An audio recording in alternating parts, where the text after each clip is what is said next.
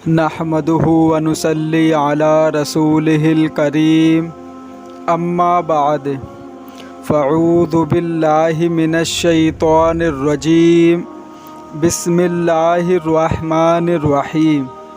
अल्लाह ताला से दुआ है अल्लाह ताला सही तरीके से बात कहने की, सुनने की, समझने की, फिर उस पे अल्लाह ताला हम सब मुसलमान भाइयों को अमल की भी तौफीक अता फ़रमाए। मज़ार पर जाकर दुआ मांगना क्या सही है या गलत है? आज मैं इसी के ऊपर बात करूँगा कि जब से मैं पैदा हुआ हूँ और इतनी उम्र हो गई मेरी, अल्लाह तबारक व तआला के फ़ज़्ल व करम से मैंने आज तक ना किसी किताब में, ना नबी के हदीस में, और ना ही कुरान मजीद में, और ना ही किसी के उलमा से मुँह से ये बात सुनी है कि मज़ार पर जाकर दुआ मांगना सही है। हमेशा इसको शुरू से लेके 1400 साल पहले से और अब तक इसको यही कहा जाता है कि गलत है, गुनाह है, शिरक है, यही कहा जाता है। लेकिन फिर भी लोग बातें करते हैं कि नहीं, ऐसा कुछ भी नहीं है, वो भी अल्लाह वाले थे, वो भी अल्लाह को मानने वाले थे, नबी रसूल को मानने वाले थे, यही सब बातें होती हैं। लेकिन अब मैं इससे थोड़ी हट के बात करूँगा। अगर आप लोगों को समझ में आ जाए तो कमेंट करके बताना कि मेरी बात आपको कैसी लगी। पहली बात, जब हज़रत इब्राहीम अलैहिस्सलाम को आग में डाला गया तो मैं मुसलमानों से ये पूछना चाहता हूँ कि हज़रत इब्राहीम अलैहिस्सलाम ने किसको पुकारा था? किसको पुकारा था हज़रत इब्राहीम अलैहिस्सलाम ने? उनसे पहले कितने नबी आ चुके थे दुनिया के अंदर, लेकिन हज़रत इब्राहीम अलैहिस्सलाम ने सिर्फ़ और सिर्फ़ या अल्लाह मदद ये कहा था, अल्लाह मेरी मदद कर। दूसरी बात, हज़रत यूनुस अलैहिस्सलाम मछली के पेट में चले गए। अब आप बताइए कि हज़रत यूनुस अलैहिस्सलाम ने किसको पुकारा था, किसको सदा लगाई थी, किसको आवाज़ दी थी? उनसे पहले भी कितने नबी दुनिया में आ चुके थे, किसी को नहीं पुकारा उन्होंने। सिर्फ़ और सिर्फ़ ला इलाहा इल्ला अंता सुबहानका इन्नी कुन्तु मिनज़ ज़ालिमीन, सिर्फ़ और सिर्फ़ अल्लाह तबारक व तआला को आवाज़ दी, अल्लाह तबारक व तआला को पुकारा।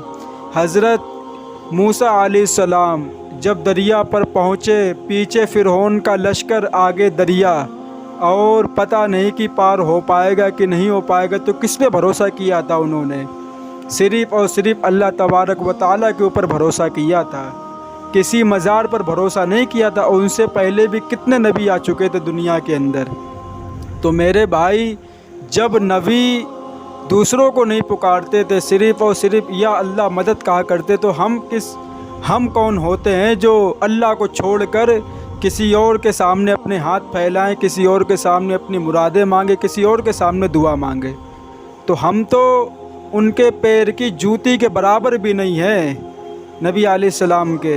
हम तो खाक भी नहीं है उनके सामने। जब वो अल्लाह को पुकारते थे तो हम क्यों अल्लाह को क्यों ना पुकारें, दूसरों को क्यों पुकारते हैं?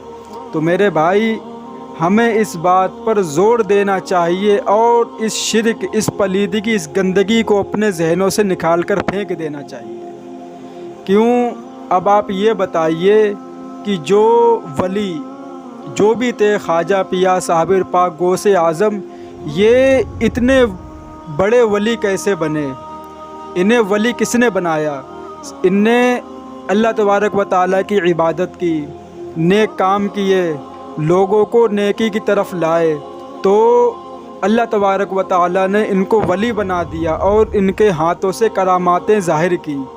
तो मेरे भाई, वो सिर्फ़ और सिर्फ़ अल्लाह से मदद मांगते थे, किसी इंसान के सामने अपना सर नहीं झुकाते थे। तो मेरे भाई, हमको भी चाहिए कि सिर्फ़ और सिर्फ़ अपना सर अल्लाह तबारक व तआला के सामने झुकाएं, अपने हाथ अल्लाह तबारक व तआला के सामने झुकाएं। अल्लाह ताला को सबसे ज़्यादा गुस्सा कब आता है? सबसे ज़्यादा गुस्सा कब आता है? जब कोई نماز چھوڑتا ہے یقیناً بہت غصہ آتا ہے، لیکن سب سے زیادہ نہیں آتا جب کوئی اپنے ماں باپ کو ستاتا ہے۔ یقیناً بہت غصہ آتا ہے، لیکن سب سے زیادہ غصہ نہیں آتا جب کوئی چوری کرتا ہے۔ یقیناً بہت غصہ آتا ہے، لیکن سب سے زیادہ نہیں آتا غصہ۔ سب سے زیادہ غصہ اللہ تبارک و تعالیٰ کو اس وقت آتا ہے جب کوئی بندہ اللہ تبارک و تعالیٰ کا در چھوڑ کر اور کسی دوسرے کے پاس جا کے اپنی مرادیں مانگے، کسی اور کے سامنے اپنے ہاتھ پھیلائے۔ کیوں؟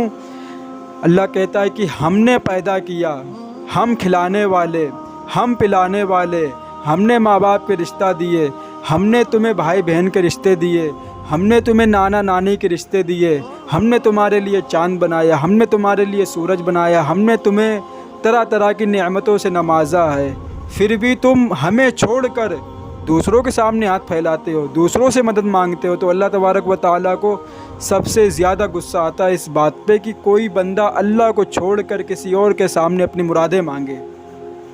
تو میرے بھائی، ہمیں تو اب تک یہی پتہ چلا ہے، اگر کچھ غلط بات میرے منہ سے نکل جائے تو آپ لوگوں سے گزارش ہے کہ اپنا چھوٹا بھائی سمجھ کر ہم کو معاف کر دیں۔ لیکن جہاں تک میں نے پڑھا، جہاں تک علماء کی باتیں سنی ہے اور جہاں تک اس کے بارے میں تحقیق کی، ہمیں ابھی تک کوئی بھی ایسی چیز نہیں ہاتھ لگی ہے جس سے یہ معلوم ہو جائے کہ مزار پر جانا صحیح ہے۔ ہمیشہ اس کو غلط بتایا گیا کیونکہ یہ شرک ہے۔ اب لوگ کہتے ہیں کہ شرک کیا ہے؟ شرک تو یہی تو ہے میرے بھائی کہ اللہ کو چھوڑ کر کسی اور کے سامنے ہاتھ پھیلانا، کسی اور سے مدد مانگنا، یہی شرک ہے۔ اس بات پہ میں ایک شعر سنانا چاہوں گا، اگر اچھا لگے تو اچھی بات ہے۔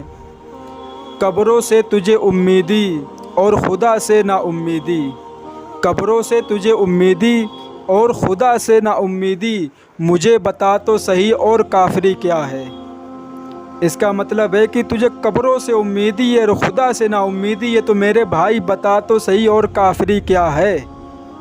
تو میرے بھائی، یہ کام بالکل غلط ہے۔ جو بھی تم کو مانگنا، جو بھی حاجت ہو، جو بھی تمہاری مراد ہو، جو بھی تمہاری دعا ہو، صرف اور صرف اللہ کے سامنے ہاتھ پھیلاؤ، یا اللہ مدد بس، نہ یا غوث اعظم مدد، نہ یا صابر پیا مدد، نہ یا علی مدد، صرف اور صرف یا اللہ مدد بس، اور اس سے آگے کچھ بھی نہیں میرے بھائی۔ تو ہمیں خود بھی اس پہ عمل کرنا ہے اور اپنے مسلمان بھائیوں کو بتاتے بھی رہنا ہے۔ توحید کی جو بات ہے، جب تم لوگ شرک کی دعوت دیتے ہوئے خوف نہیں کھاتے، جب تم لوگ شرک کی دعوت دیتے ہوئے خوف نہیں کھاتے، تو میں توحید کی دعوت دیتے ہوئے کیوں خوف کھاؤں؟ تو میرے بھائی، جو حق بات ہے وہ بولی جائے گی، کسی کو کڑوی لگے، کسی کو اچھی لگے، کسی کو پسند ہو، کسی کو ناپسند ہو، لیکن اللہ کا جو پیغام ہے وہ آپ کے سامنے رکھا جائے گا۔ مانو یا نہ مانو وہ آپ کی مرضی ہے۔